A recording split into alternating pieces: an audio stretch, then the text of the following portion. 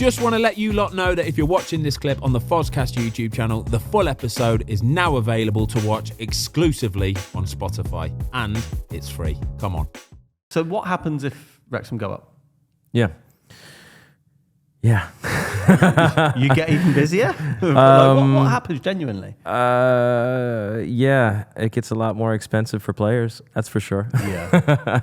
Different headaches, isn't it? It's completely It's different headaches. But this is something I think... Listen, that would be a good problem to have. Like, listen, I say it's a nightmare, but I say that because it's just, we've been 3, and this is going on 4 years now, where we've just been trying to play catch up to where we are from a sporting level, right?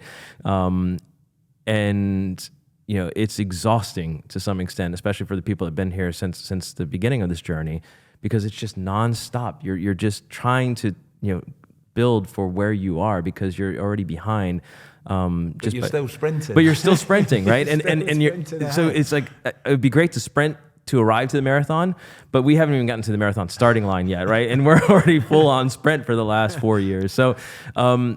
So we'll just keep sprinting. I mean, I listen. It's building the airplane while you're flying it. Yeah, I've heard that a few times with Wrexham. Do you know what the exciting thing though is obviously there are lots of challenges, but the opportunities is probably where you focus on, because what Wrexham don't have is a team full of Premier League players that are on 30, 40, 50,000 pounds a week. And what Wrexham do have is, I think by the end of the League Two season, the turnover for the club was bigger than most championship what clubs. Premier League players do you know are 30, 40,000 pounds a week? Exactly. Not many. That's a fair point. Try double that for your But Exactly. sorry. But no, the opportunity comes in the fact that there's so much room for growth. The turnover, I think, at the end of the League Two season was higher than the average in the Championship. The revenue, I believe, over half of the club's revenue comes from outside of the UK. Yeah. So you must just look at it and think, this is just opportunity.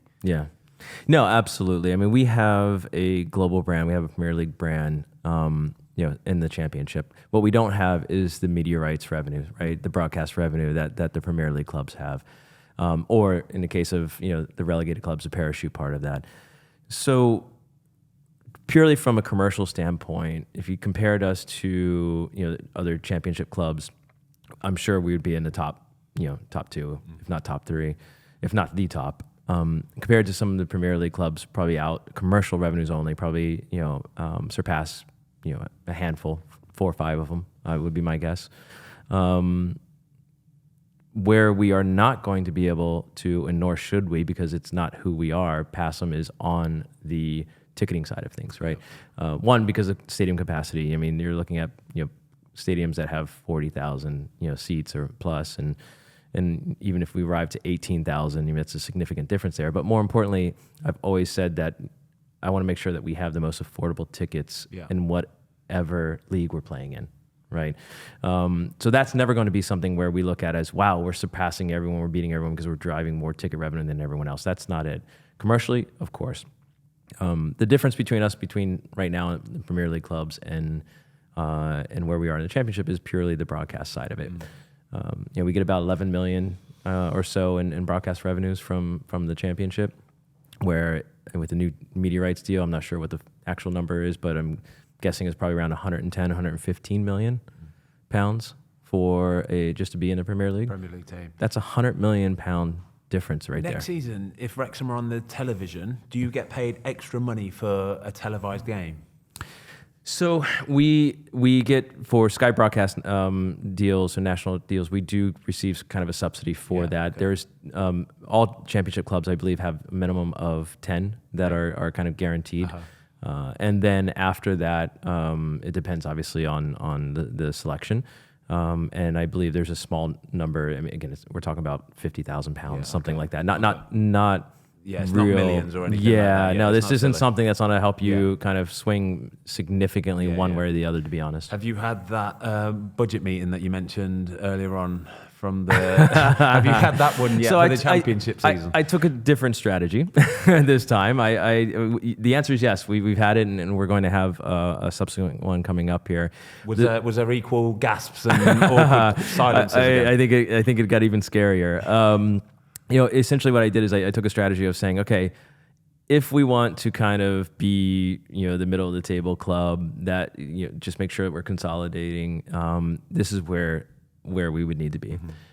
If we want to kind of make a playoff push and be within the top 6 and see, what can happen, then this is where we need to be. If we want to be in the top 3, this is where you need to be, which is a little bit, kind of crazy numbers when you look at that. Again, because you're competing against the clubs that have the parachute payments.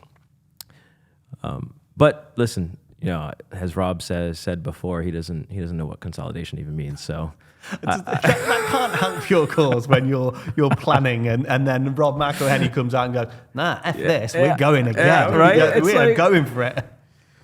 Oh, yeah.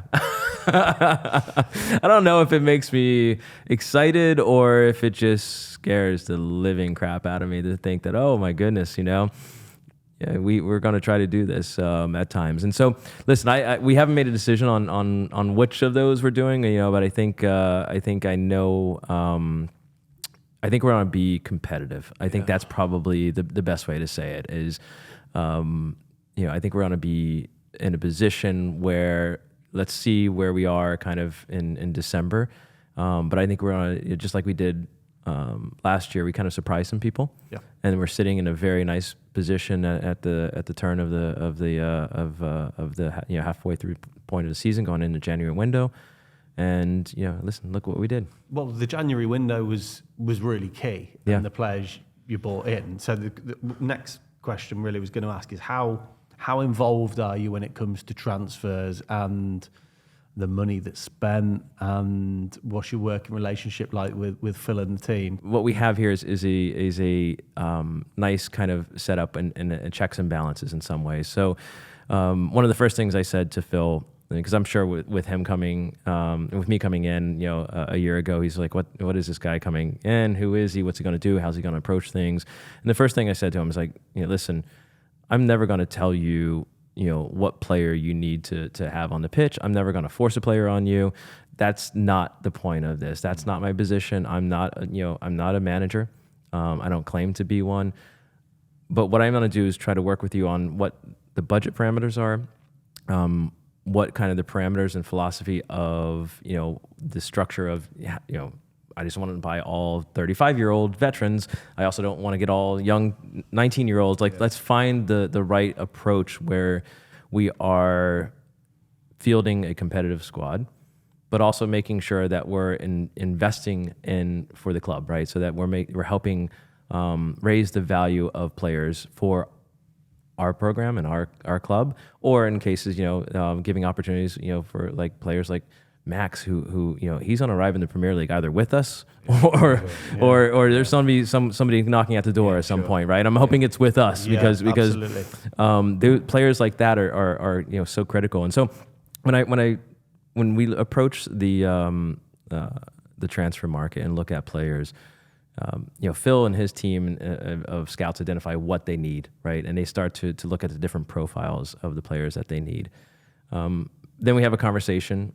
Then we look at, okay, what do we think it's going to take? What is the budget that we're looking at? How does that fit in with what our parameters are that we have and the resources we have available? Along with Phil, there's Les Reed, who has a lot of experience, who's kind of a nice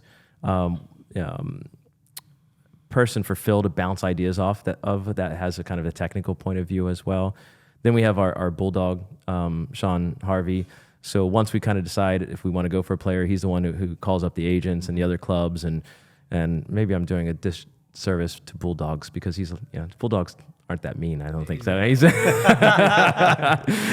goes in there, he goes in there and just starts cracking skulls to make sure that we get the best deal possible once we get there. And Humphrey is kind of a person to make sure that we're not just losing our minds and that we're not blinded, that we're actually focusing on the best interest for the club. So this group meets, reviews. We have email chains, WhatsApp groups that we go back and forth of, okay, we're having negotiations with this player. This is where it's arriving now. Do we still feel that this is the right value for the club? Is this the right player for the club at this level, or are there alternatives now that we would look at instead, right? And that's kind of the approach that we take, and Which it's worked out pretty well. Incredibly sensible, right? Yeah, Which sounds. But I think what people don't understand is it's really difficult because there's three parties involved when you try to do a deal. Yeah. There's the other club, there's the player, and then there's yourselves, of course, and it's not that easy. Thanks everybody for watching. We hope you enjoyed this clip of the Fozcast. If you would like to watch the full episode, it is now available exclusively on Spotify for free.